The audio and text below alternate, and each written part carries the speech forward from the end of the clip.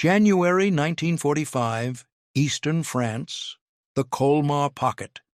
Second Lieutenant Audie Murphy stood in his foxhole, field telephone pressed to his ear, watching as 6 massive German tanks emerged from the forest edge like iron phantoms through the snow.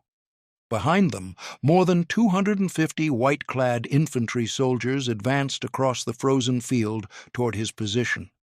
What the German commanders didn't know was that the baby-faced young officer tracking their approach had already survived 9 major campaigns across North Africa, Sicily, Italy, and France, that the undersized farm boy from Texas, barely 19 years old, had already earned more than 20 medals for valor, and that in the next 60 minutes he would perform an act of defiance so extraordinary that it would earn him America's highest decoration for combat valor, the Medal of Honor.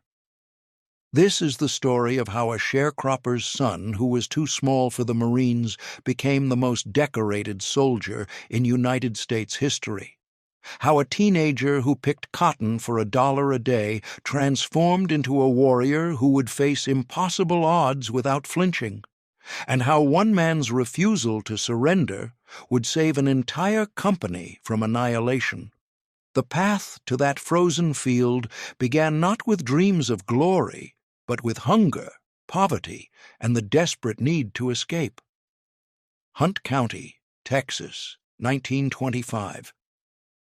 Audie Leon Murphy was born into conditions that would break most people before they started. The 7th of 12 children, he entered the world in a ramshackle sharecropper's house where poverty wasn't just a condition, it was the air they breathed. His father, Emmett Murphy, had a talent for fathering children but possessed no skill whatsoever for feeding them. He drifted in and out of their lives like smoke, finally abandoning the family entirely when Audie was 15. His mother, Josie, struggled desperately to hold the family together. Young Audie became a hunter by necessity, not choice. He developed exceptional skill with a rifle, bringing down rabbits, squirrels, and small game to feed his brothers and sisters. Every shot mattered. Wasted ammunition meant empty stomachs. This early training, shooting under pressure, making every bullet count, calculating distance and wind instinctively, would later become the foundation of skills that would save his life dozens of times. He picked cotton for $1 a day. He pumped gas. He worked as a store clerk. School ended after 5th grade. There simply wasn't time for more education when survival demanded every waking hour. In 1941, his mother died. Audie was 16 years old. The family scattered. His younger siblings went to an orphanage. He was alone, nearly destitute, with no prospects and no future. 10 days after his 17th birthday, motivated by a desperate desire to honor his mother's memory and escape the life that had ground down his family for generations, Audie Murphy decided to enlist in the military. But the military didn't want him. Texas. Audie Murphy, age 17, weight 110 pounds, height 5 feet 5 inches, tried to join the Marine Corps. The recruiting officer took one look at the undernourished teenager and rejected him outright. Too small, too young. He tried the paratroopers. Same result. Too small. Finally, the Army considered him and also initially rejected him. His baby face and slight build screamed underage despite his claims. Murphy's older sister, Corinne, came to his rescue. She signed a notarized affidavit falsifying his birth date, adding a year to his age. On June 30th, 1942, Audie Murphy became an Army private. Basic training at Camp Walters, Texas. Advanced training at Fort Meade, Maryland. Murphy was the smallest man in his unit. Other soldiers treated him like a mascot. An officer suggested he become a headquarters runner rather than a rifleman, safer, less demanding. Murphy refused, stubbornly, completely. He was determined to prove himself in combat. What his superiors noticed beneath the unimposing exterior was something harder to quantify: exceptional bearing, natural leadership instincts, and a loyalty that bordered on fierce. He impressed enough to earn corporal stripes before ever seeing combat. In February 1943, Murphy shipped out to North Africa, assigned to Company B, 1st Battalion, 15th Infantry Regiment, 3rd Infantry Division. He spent months training in Morocco, learning infantry tactics, waiting for his chance to prove himself. In July 1943, that chance arrived. Sicily, July 10th, 1943. The Allied invasion. Murphy's combat introduction came swiftly and violently during the Liberation Campaign. Shortly after landing, Murphy was on a scouting patrol when he spotted 2 Italian officers attempting to escape on horseback. Without hesitation, he shot them both. His platoon leader, disturbed by the cold efficiency of the killings, asked him, "Why'd you do that?" Murphy's reply was matter-of-fact, almost emotionless. "That's our job." Combat revealed something in Murphy that civilian life had never fully unleashed: the hard-scrabble years of survival, of hunting to feed his family, of accepting that life demanded ruthless efficiency. All of it translated directly into infantry warfare. He understood, at a fundamental level, that hesitation killed. He contracted malaria in Sicily, spending weeks in hospital. When recovered, he fought fiercely to remain with Company B rather than be reassigned as a replacement to another unit.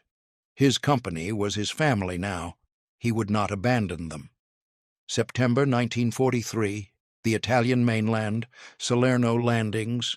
Murphy waded ashore at Battipaglia into chaos and German machine gun fire. During early operations along the Volturno River, Murphy was on patrol with his best friend Laddie Tipton and another soldier when German machine guns opened up. The third soldier died instantly. Tipton threw grenades toward the enemy position. Murphy responded with his Thompson submachine gun, killing 5 German soldiers in a brief, savage firefight. This became Murphy's pattern: controlled aggression, deadly accuracy, immediate action. As Allied forces fought their way north through Italy's mountains and mud, Murphy distinguished himself repeatedly. He led night patrols. He volunteered for the most dangerous assignments. He killed Germans with a cold professionalism that made veteran soldiers take notice. In October 1943, he earned a battlefield commission to 2nd lieutenant, a remarkable achievement for a 19-year-old who had entered service barely a year earlier. But promotion brought responsibilities beyond personal survival. Murphy now led men, many of them older than him. Their lives depended on his decisions. August 1944, southern France, Operation Dragoon. Murphy's unit participated in the Allied invasion, fighting through brutal combat near Marseille. Near the town of Montélimar, Murphy's best friend Laddie Tipton was lured into the open by a German soldier pretending to surrender. The German killed Tipton at point-blank range. Murphy's response was instantaneous and furious. He charged the German position, killed the soldiers who had murdered his friend, then commandeered their machine gun and grenades. He systematically attacked nearby German positions, killing every enemy soldier he encountered. The death of Tipton marked a turning point. Murphy had already proven himself an exceptional soldier, but the loss of his closest friend seemed to strip away the last vestiges of hesitation. What remained was something harder, colder, and infinitely more dangerous to anyone wearing a German uniform. By October 1944, Murphy had earned the Distinguished Service Cross, 2 Silver Stars, and multiple Bronze Stars for valor. He was becoming a legend within the 3rd Infantry Division. He was wounded in the hip by a German sniper on October 26, 1944. The bullet caused gangrene. Doctors removed infected tissue, causing partial loss of hip muscle. Murphy spent months recovering. He returned to duty in January 1945. His platoon had been moved to the Colmar Pocket in eastern France, 850 square miles of German-held territory in the Vosges Mountains. German forces had maintained this pocket since November 1944, using the heavily fortified village of Holtzwihr as a strongpoint. On January 24th, Murphy's company moved into positions north of Holtzwihr. Intelligence reported that German forces, identified as elements of the 2nd Mountain Division, recently transferred from Norway and trained specifically for winter combat, were preparing a counterattack. Murphy's company held a precarious position stretched across a U-shaped formation with 2 fingers of forest extending toward Holtzwihr. The village itself was visible across snow-covered fields. 2 American M10 tank destroyers sat astride a narrow dirt road leading into the woods. Murphy knew German armor would have to advance along that road. Early afternoon, January 26, 1945. Murphy called battalion headquarters for last-minute instructions. He was told that the 2nd Battalion, 30th Regiment, expected to arrive as reinforcement, had not yet reached their position. His orders were simple: hold your position. At 2 p.m., German artillery began pounding American positions. Then Murphy saw them.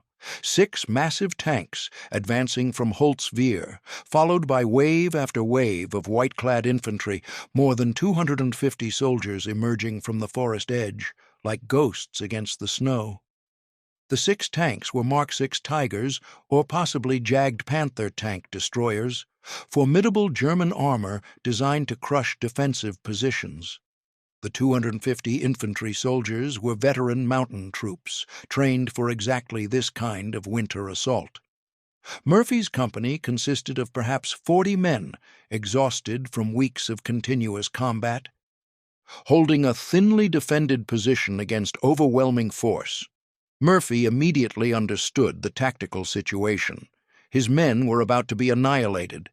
He grabbed his field telephone and began calling in artillery coordinates to the Battalion Fire Direction Center. Then he shouted orders to his men: fall back to prepared defensive positions in the woods. Move now! His soldiers obeyed, running for the tree line, while Murphy remained at his forward command post, continuing to direct artillery fire. Behind him, one of the American M10 tank destroyers attempted to maneuver into firing position. The vehicle slid on icy ground into a ditch. Its crew scrambled to escape as German tank fire zeroed in on the position. The 2nd M10 took a direct hit. Flames erupted from the engine compartment.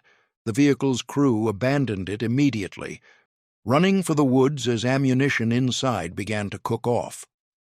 Murphy remained in his foxhole, telephone pressed to his ear, calling adjustments to the artillery.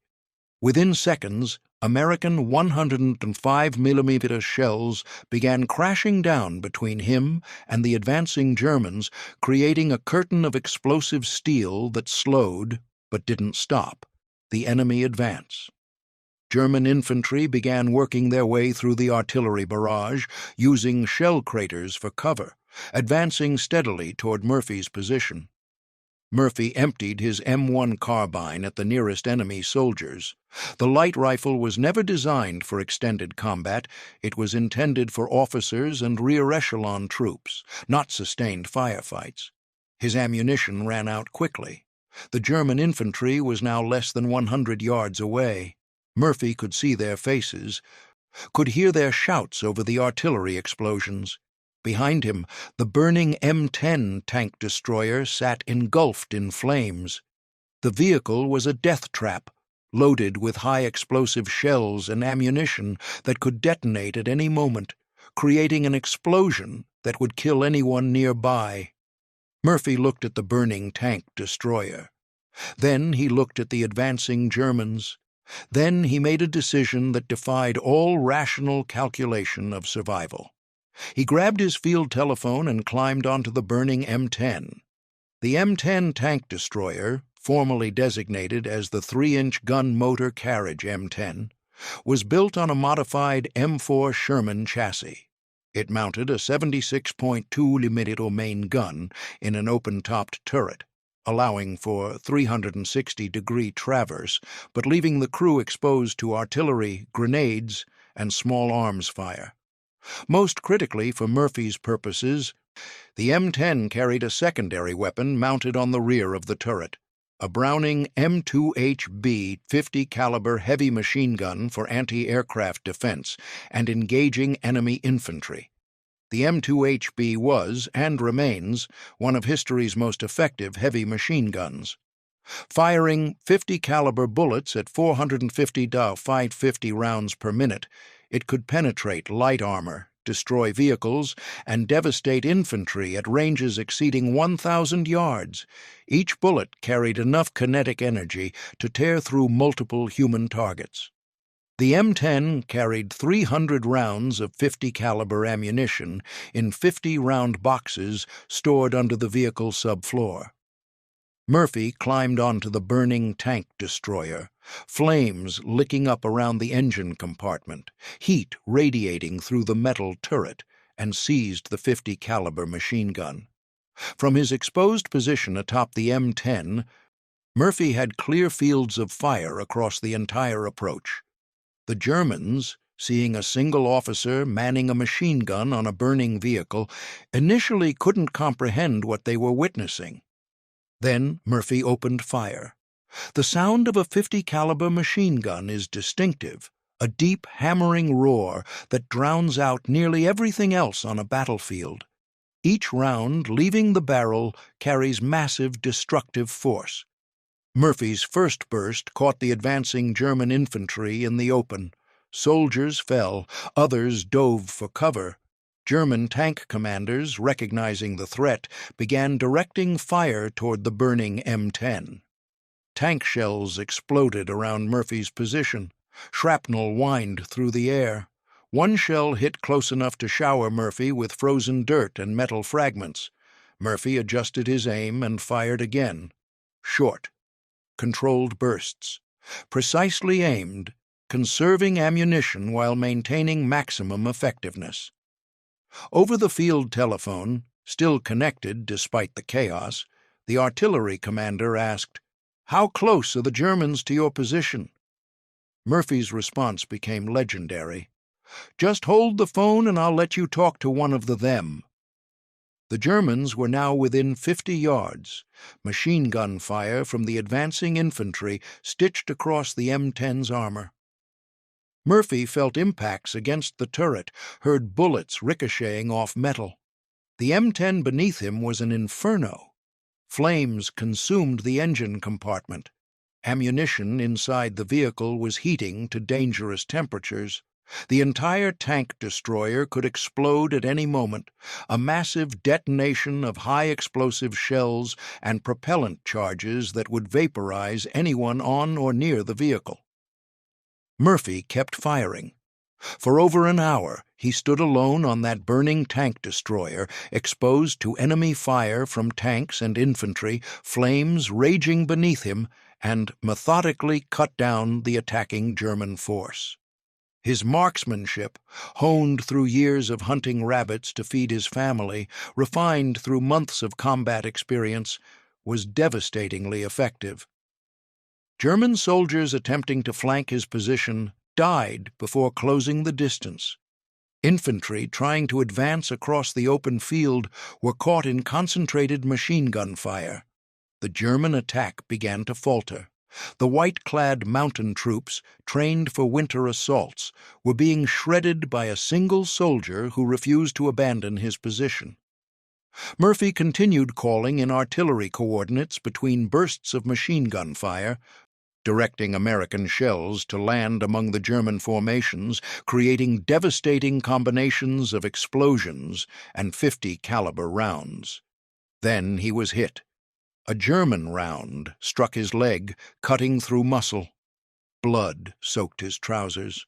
The pain was immediate and intense. Murphy shifted his weight, adjusted his stance, and kept firing. The German tanks, without infantry support advancing to protect them, began withdrawing.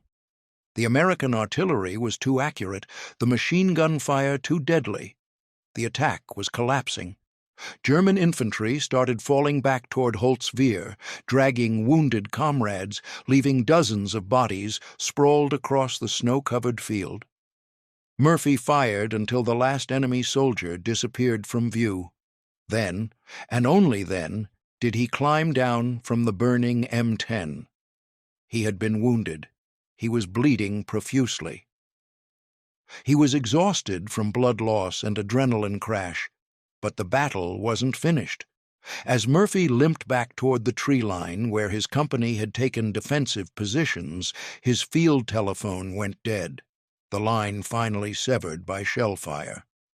Moments later, the M10 tank destroyer exploded in a massive fireball, blasting the turret clear of the chassis. Shrapnel and burning debris showered the area Murphy had occupied just seconds earlier. Murphy reached the woods. His men emerged from their positions, staring at him with expressions mixing disbelief and awe. Private Anthony Abramsky later recalled, "I expected to see the whole tank destroyer blow up under him any minute. It was the greatest display of guts and courage I have ever seen." Another soldier was more direct. "He saved our lives. If he hadn't done what he did, the Germans would have annihilated us." But Murphy wasn't finished. Despite his wound, despite exhaustion and blood loss, he refused medical attention. Instead, he quickly organized his men for a counterattack, while German forces were still disorganized. He led Company B forward, pushing through the artillery-scarred field, driving the remaining German forces back toward Holtzwihr. The counterattack succeeded completely. The German assault, which had threatened to overwhelm the entire American position, was shattered. Only then, with his men secure and the enemy driven back, did Murphy finally agree to medical treatment for his leg wound. The battlefield toll spoke for itself. Murphy had personally killed or wounded more than 50 German soldiers during that hour on the burning M10. The German attack force of 250 infantry and 6 tanks had been completely defeated by one man with a .50 caliber machine gun and extraordinary courage. Company B had suffered casualties during the engagement, but Murphy's stand prevented what would have been catastrophic losses. Without his actions, the German armor and infantry would have overrun the American position, potentially causing the collapse of the entire defensive line in that sector. On June 2, 1945, near Salzburg, Austria, Lieutenant General Alexander Patch presented Murphy with the Medal of Honor and the Legion of Merit. The Medal of Honor citation recognized his actions at Holtzwihr. "For conspicuous gallantry and intrepidity involving risk of life above and beyond the call of duty." When asked after the war why he had climbed onto the burning tank destroyer and faced an entire German company alone, Murphy's answer was characteristically simple and direct. "They were killing my friends." By war's end, Murphy had become the most decorated American soldier in U.S. history. He received every military combat award for valor available from the United States Army: the Medal of Honor, Distinguished Service Cross, 2 Silver Stars, Legion of Merit, 2 Bronze Stars with Valor Device, and 3 Purple Hearts. He also earned France's Legion of Honor and Croix de Guerre, and Belgium's Croix de Guerre. He was credited with killing more than 240 German soldiers and wounding or capturing many more during his 27 months of combat service. He fought in 9 major campaigns: Tunisia, Sicily, Naples, Foggia, Anzio, Rome Arno, southern France, Ardennes, Alsace, Rhineland, and Central Europe. Murphy spent approximately 400 days on the front lines, more than many soldiers who served for the entire war. But statistics only tell part of the story. The deeper measure of Murphy's impact was in the lives he saved, the bomber crews protected by his unit, the infantry companies supported by his actions, the tactical innovations he helped pioneer that were incorporated into Army doctrine. July 16, 1945.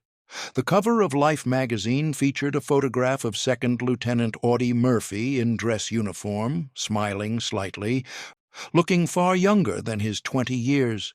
The headline declared him America's most decorated soldier. Actor James Cagney saw that Life magazine cover and invited Murphy to Hollywood in September 1945. Murphy, uncertain about his future, accepted. His acting career spanned more than 40 films over 21 years. He starred primarily in westerns, becoming one of the most popular Western actors of the 1950s. In 1955, he portrayed himself in To Hell and Back, the film adaptation of his best-selling autobiography. The movie became Universal Studios' most profitable release until Jaws in 1975. But the war never truly released Murphy. He suffered what we now recognize as post-traumatic stress disorder, but was then called battle fatigue or shell shock. He experienced nightmares, insomnia, and violent mood swings. He slept with a loaded pistol under his pillow.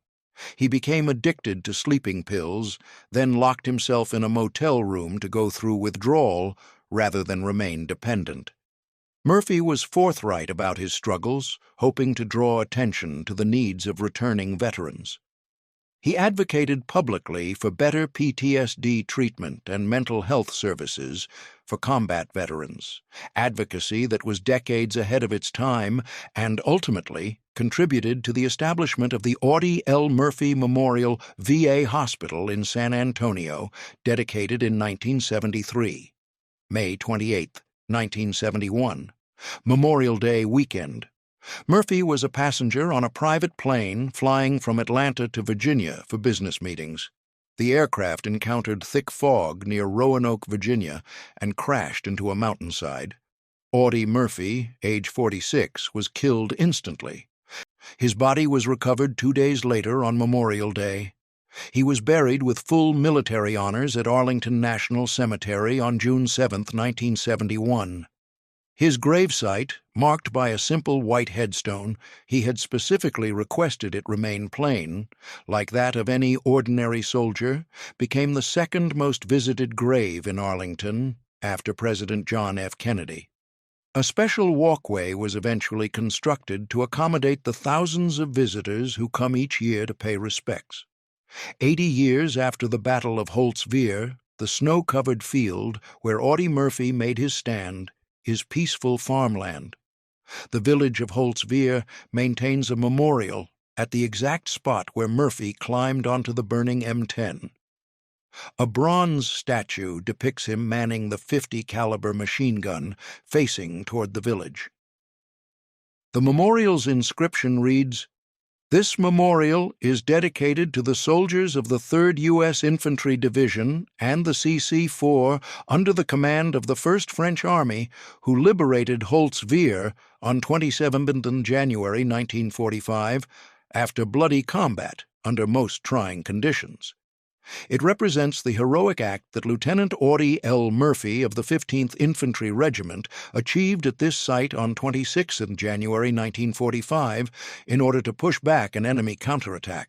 For this action, he was decorated with the highest American and French honors. A road in Holtzwihr bears his name, Rue Audie Murphy. The Audie Murphy American Cotton Museum in Greenville, Texas, houses extensive collections of his medals, uniforms, personal effects, and combat documentation. Each year, the museum hosts Audie Murphy Days celebrations honoring his memory and service. The Sergeant Audie Murphy Club, established by the U.S. Army in 1986, recognizes non-commissioned officers who exemplify the leadership, integrity, and professional excellence Murphy demonstrated. The club has expanded Army-wide, becoming one of the military's most prestigious NCO honors. But perhaps Murphy's most enduring legacy is what he represented: that heroism doesn't require physical size or privileged background, that courage can emerge from the most unlikely sources, that a malnourished farm boy who picked cotton for $1 a day could become the most decorated soldier in American military history through determination, skill, and an absolute refusal to abandon his responsibilities or his friends. Murphy never considered himself a hero. "Bravery is just determination to do a job that you know has to be done," he told reporters upon returning home in 1945. "I just fought to stay alive, like anyone else, I guess." But standing alone on a burning tank destroyer, wounded, exposed to enemy fire, facing impossible odds for more than an hour, that transcended simple survival instinct, that was something else entirely. That frozen afternoon in January 1945, a 19-year-old lieutenant proved something fundamental about human courage, that it isn't the absence of fear, but the absolute refusal to let fear dictate action. That sometimes one person, in the right place, with the right skills and unshakable determination, can change the outcome of an entire battle. 6 tanks, 250 enemy soldiers, one man with a machine gun on a burning vehicle. The numbers tell the story. The record speaks for itself. And 80 years later, Audie Murphy's stand at Holtzwihr remains one of the most extraordinary acts of individual combat heroism in American military history. The farm boy from Texas who became a legend, the teenager who climbed onto an inferno and refused to yield, the soldier who saved his friends by standing alone against overwhelming force. That's the legacy. That's the record. That's Audie Murphy.